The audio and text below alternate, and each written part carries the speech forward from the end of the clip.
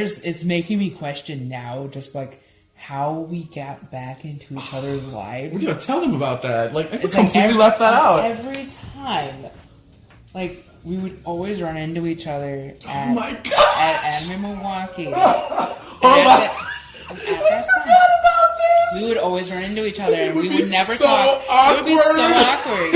And I'm just like, oh, it would be hella awkward. It would be hella awkward, and then whenever, like, it would be inevitable, it would be like we would be able to avoid each other for quite some time, but then it would be something stupid. Like a gamer room. Or, no, the elevator or the escalator going opposite directions, and we have to sit and stare to hi. You say hi. Do you act like everything's cool? Or I have to see it, and it's like, no, I gotta acknowledge. It's like, there's no reason for me to be scary about it. It's like, no, I'm gonna go over and say hi. Yeah. And we would always be cordial, and it was always like we immediately would just go towards old, like, inside jokes that we used to laugh at, and we would just immediately just pick it up, and we're just laughing again. It is crazy, because it was kind of like small talk, but there's, like, underlying, like... Yeah, we're just like, I don't know how... It's like this little cute little boat on a lake, and like, or in the ocean, and you have, like, this giant whale underneath it, like... like, or sharks. And it's just like, capsize. And it's just like, there was so much that was unsaid, but at the same time, it's just like... Gotta keep going. We gotta keep the faces for the public. Games, anime. Yeah, there was like just so much like unspoken like tension that needed to be released. There was so many questions that needed to be answered. I remember one time that happened because there's an Gay Milwaukee, like you said, there was a guy you were with, and like we're trying to do like this awkward talk, and this guy is like staring me up and down, and I'm like, oh my God, I don't know what she said. Like this dude is like looking at me like, who the f*** is this? I don't even know who he is. I've never seen you with him, but it was so funny because like if it wasn't even like a hard enough situation anyway, you're trying to act like unfazed and everything's good, and like deep down you're like, we haven't talked in like X amount of years. Yeah, it's like, what do we do with this? Oh my gosh, I forgot all about that. Yeah, no, we kept running into each other like every year. But it was, I can't believe. So on top of those like encounters, and then you periodically like trying to check in, and then it just came down to like the inevitable where like we ran into each other online. Mm. Here I am. I'm like, man, I'm not gonna go out for my birthday today. So I'm home. It was Chinese New Year too. It was the year of the rooster. Yeah. Yeah, the year of the cacks. So yeah, I'm just casually drinking in my room and just playing online with friends, and then all of a sudden like we get matched up with a full other team, and as we're playing, I'm noticing a name and it's sticking out to me, and I'm like, wait, no way.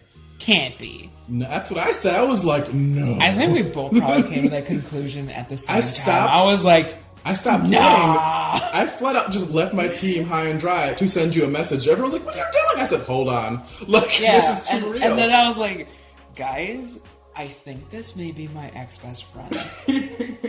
Everybody, what? I can hear Honky, what? Yeah, they're like, huh? Our friend Honky Kong, he's like, what? He's like, what is this? And then I get that message. All right. Yeah. Like, this is ridiculous. I do the damn thing. Yeah, so then we started just messing at each other over PlayStation, and then we eventually just like got into a party, and we just started like chatting and started like talking about like life and stuff, just small talk, just to kind of break the ice. And then like, yeah, now I'd always just like talk with my friends. I'm like, yo, there's so much like unsaid things that I want to ask and I need to get cleared up. And I was super stressed over it.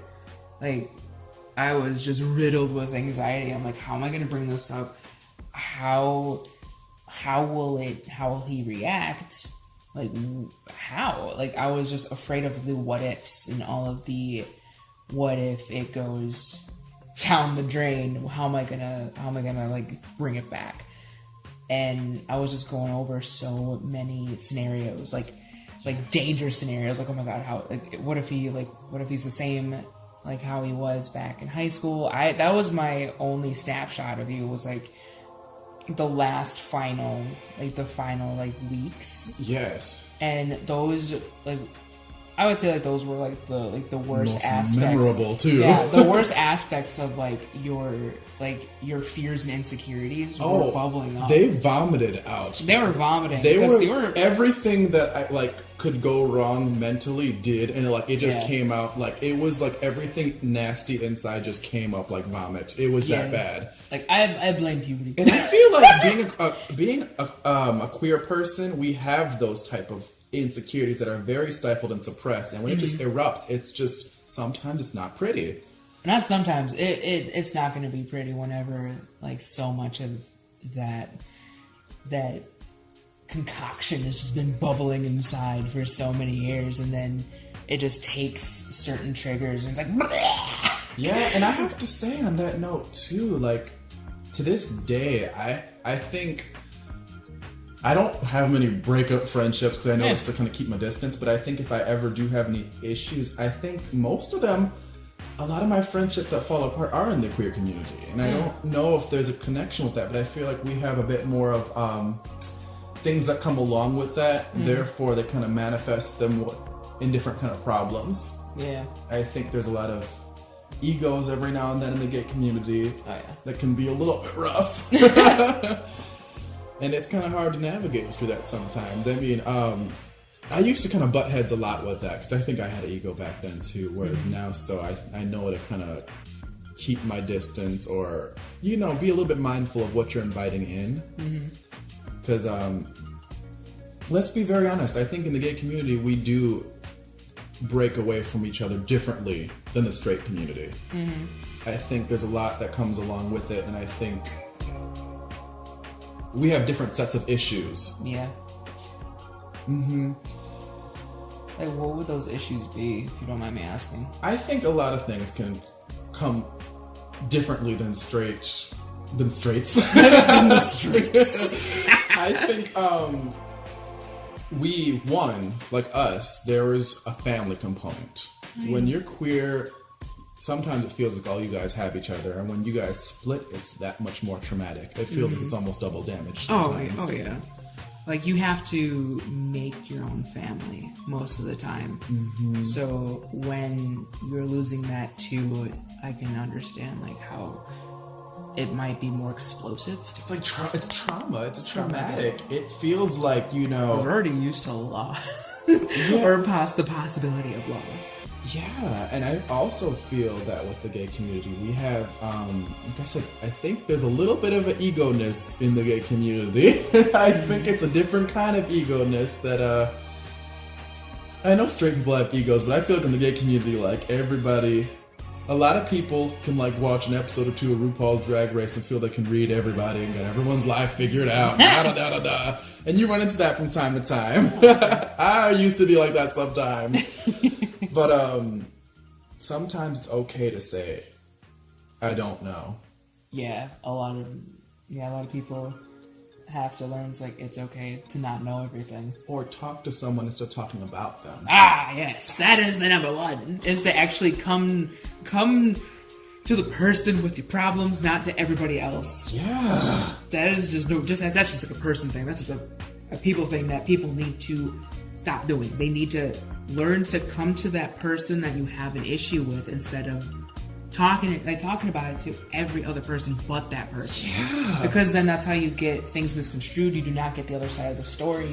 You need to let them know, because how are they going to fix the problem if they have no idea that there's an issue? And I feel like that is sometimes heavier in the gay community than it is the straight community. And then it kind of goes back into that whole, like, they should know what they're doing. It's like, they should just know. And it's like, that's just bananas. Yeah. That's just bananas. It is. Not in the moment. Yeah, in the moment, it totally makes sense, right? They should know why I'm mad. You should guess. Yeah, and I think, too, even now, I run into people that, like, I've never met these people before, and they're like, you should know what's wrong. Yeah! I'm like, who are you? It's like, hey, it's me again. You should know what's wrong. Yeah, and you know, even I hear some of the queens in the show, they like, amongst other queens, sometimes like if they step outside the box, which we love queens for stepping outside the box, but if they do things a little bit too differently, they get ridiculed by other queens because there's a certain type of standard. Really? It's a lot different nowadays, but they said before, like, I think Trixie Mattel, I heard, ran into this issue where she had these very sharp lines of her iconic style. Yeah. A lot of people didn't approve of that. And I think when you have a very boldness or you stand in your power, sometimes People want to, like, nah. people tear it down. Oh, yeah, because it's different. And I think, too, especially as a queer person of color, you can sometimes feel like you're shrinking, too. You have to shrink in very many aspects of your life. Yeah, and some people don't know why, because it's just not a reality for them. No, You know, how they could don't. They don't have to think about it, but there's so many things that we have to police. Mm-hmm. But it's great, though. I feel like when we came back, we were both, like, super duper Democrat. It was funny, because it was right when, like, around the time Trump got elected. And, like, Oh, man, that reality was once again turned upside down for from our experiences. And then, it was another thing that brought us together, too, was even deaths. That was one thing that really shook me, because for those who don't know, I'm always the leader. When we came back together, like, a lot of people in, like, our circle and that we were very close had passed away, and that was shocking. It was. That was groundbreaking for me, because I felt when I came back to you, like, I didn't realize that certain people had died. Mm-hmm. And, like, one of them was the same week of my proposal to Michael. It was. And that was another thing before we ran into each other.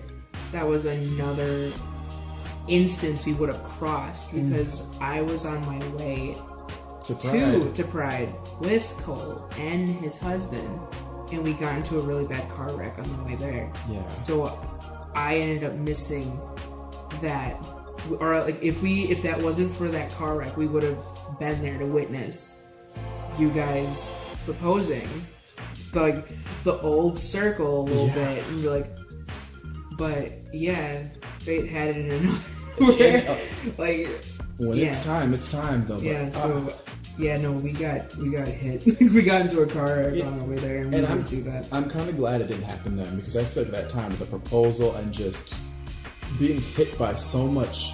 I mean, now being hit by so much news that people that were really close to and we cared about were passed away, I felt so late. And I actually blamed myself. I really blamed myself a lot hearing that, because I felt with, the group and the circle, this was a very strong queer group I was a part of. Yeah. And you guys went through so much loss. And you didn't know about it. And I couldn't be there for you guys. That tore me up. Like, I really felt I should have been there. Like, I felt like because they weren't even just small deaths. They were huge ones. And then to be so late and, like, felt like everyone had to grieve. And I'm like, and then you feel like, oh yeah, what's going on? And you just, I don't know. Well, yeah. Andrea, when I heard the news, I thought it was a joke. Really? I swear, like, when I got the news, I remember I laughed because I thought, like, it was a joke. Like, I didn't know that it was dead serious. Oh, man. And I remember it was that shocking to me. Like, I couldn't wrap my psyche around it. I remember I was like, you're not joking. Like, you know how someone says, oh, they're dead to me, like they're just being sarcastic. And then when it was, like, confirmed, you're like, oh. I didn't know what to say. Like, because I like try to, when I'm talking to people, kind of have an idea of where the conversation's going to go. That just hit me like a brick wall. I didn't know what to say next. Like, I was like, no words came to mind. Like, it was a shock. Yeah. And just all those coming together, it was like, goodness. Like, and it makes you realize, too, like, granted, it was necessary to spend that much time apart, but goodness, how much time? Like, when? Like, I don't know if it was even wasted or just, I don't even know what it was. It's just like, goodness, that was really petty and it really cost a lot. Yeah. And, even to this day, sometimes, there are some friendships, gotta go. Yeah. But I think that one was, like, unnecessary, or maybe it had to be like a hiatus. Yeah. It was a hiatus because it wasn't toxic. It was just we were just becoming our own, and we needed to be apart for a bit while we figure that out. And then as we're both stable, as we're too, like, while you're coming into your own, have you lost people too? Like, just coming into your own, you feel like, you know, they just don't fit where you're at now, especially with sexuality. I would think so. Nothing too big. The people who are no longer in my life, I don't remember. It's kind of like they'll slip away, because, like, you know how we have so many acquaintances. Yeah. We like to talk to people. That's what I really admired about you. You could be friends with, like, anybody. Yeah. Like, and I found that super admirable, because there's some people where I'm like, whew. Especially if I'm, like, shy or like them, I'm like, ooh, you know, I used to always, like, freeze up. Heaven forbid, like, if someone would ever bring up sexuality, when we're together, it's like, I wish a fish would. Like, when we're together, nah, like, you can't touch us. Yeah, you know? I wish she a fishy. I feel like every time I talk to you, I still realize that there's so much more in that nostalgic area I still have to revisit eventually. There's a lot, and it's like, it's okay. Yeah. It'll come when it's time. It'll come when it's time here. But all that matters now is that we are in, like, seemingly better places. At least we know we have a better sense of who we are now. Yeah, and that's so important. We grew up a lot. Like, we've definitely matured. Yeah. Emotionally. So there were so many sink or swim of times. Like, there's there more so than usual. There was so many. It was so petty. Yeah, like, just the way we thought, because we didn't, again, no frame of reference. It's either you're good at that. It's like there was no shades of gray. There was no nuances. It was like, oh, you can't see me this week. Oh, that must be that you don't like me anymore. There was just like. Yeah, and it's like, looking back, it's just like, you're just like, really? how imaginative was I? There was no, maybe she was asleep, or maybe they were somewhere else. But yeah, now, yeah, if we were to ever try and do this any earlier, I don't think it would have been as successful, because, again, we weren't done growing yet. We weren't ready to come out of the oven. We were still... And like I said, the biggest lesson, too, I think I learned was what you put... I mean, when you put good out there, there's not terrible consequences, but when you put out bad, like, consequences are very real. And I think that goes for negativity, that goes for saying bad things to people, and, you know, just unspeakable, terrible things. And I think, goodness, like, some of that stuff is just like, I'm surprised, like, to this day we're doing this interview, because, like, I think the gravity of it is just like, you know, I remember there were so many times, I remember over that decade where, like, there'd be, like, an awesome game or show, and, like, I'd feel super excited, and no matter how many people I'd surround myself with, no one would, like, get why I was so happy. No one would get it. Like, yeah. Mm-hmm. And even, like, if I'm, like, you know, dating at the time, like, I would be like, oh, guess who I'm, you know, you want to share that news. These are, like, those things you would want to always share, like, along the way. And I think just the whole glowing up, like, and don't get me wrong, like, I still have a long way to go. Still, it feels like. Oh yeah, no, we're not gonna stop. We're just gonna keep going. You don't want that to peak.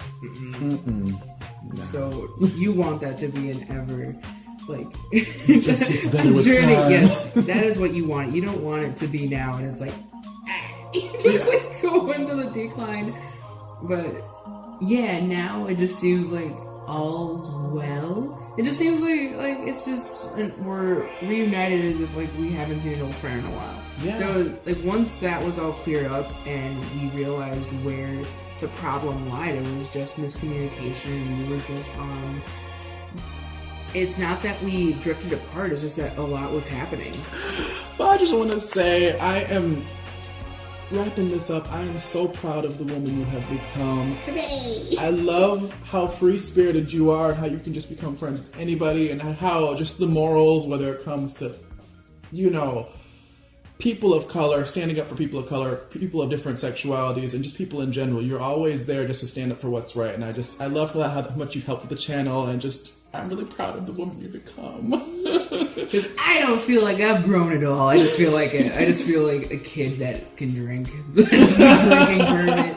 With days like this, yeah, sometimes that's in order. Yeah. We all need to drink. After this is over, we're gonna get a glass of wine, okay? Yeah, I'm glad that you are still the same person. Like, you still kept your whimsical nature of yourself. You never changed in that aspect where you don't give a shit about what the world wants or expects of you as an adult. It's like, oh, you're an adult, you have to be boring. You know, let me tell you, because I know we need to wrap this up, but I'm gonna tell you this.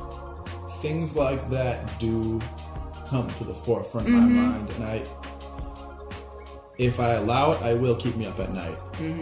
But I also realized that the only way the right people are going to find me, the right things are going to come into my life, if I do me.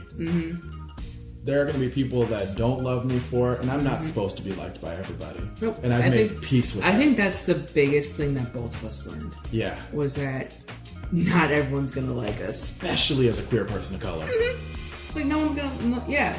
And that was one of the hardest things. It's like, you know what? That person doesn't like me, and that's okay. That was the main thing. That was the main thing that we both learned throughout these years, is that, because I think it took a while. Yeah. It's like, if someone didn't like you, you're like, oh my god, like, the world's gonna end. You flip back into the, I have to people please and do right, or it's gonna fall apart. Yeah, it's like, I have to find a way to win them back, and it's like, no, it's just okay. It's like, it's just to be okay with it. Yeah. But people, the right people, when you put on that type of mask, I think the right people, you're showing them you're not ready for them yet. Yeah. And that was the tipping point for me. Yeah. Like, I noticed there were some people I really had to cut off because they were really squashing the person I wanted to become. And that, coming back to that point, the whimsicalness is great, and I love that. That's my nature. But at the same time, the Gemini have those, both of them run simultaneously, and it's an everyday thing. It's to this day. It's a work in progress, and it's you take it one day at a time. You know, and we're getting better though, aren't we? But I'm glad that you still retained just your love of like fantasy and video games and cosplay. Now we just pay taxes now. Yeah. We drink and pay taxes. That's like the only thing. And it's so glad, because it's just like the old times. Like, yeah. Like, right after this, we're gonna be playing Soul Calibur. Like, yeah. It's just like the old times. And can we say, to wrap this up, we really hope this message, if we can do this and unearth all that baggage and stuff, we hope you guys can do the same and really try to find the right people you maybe, lit apart or ended wrongly. Yeah. Hope you guys come back into each other's lives. We think it's important, especially in the gay community. We only have each other sometimes. And we gotta really try to do right by each other, especially if it's over some pettiness. Yeah. So, this is us at Gay Milwaukee. We're signing out.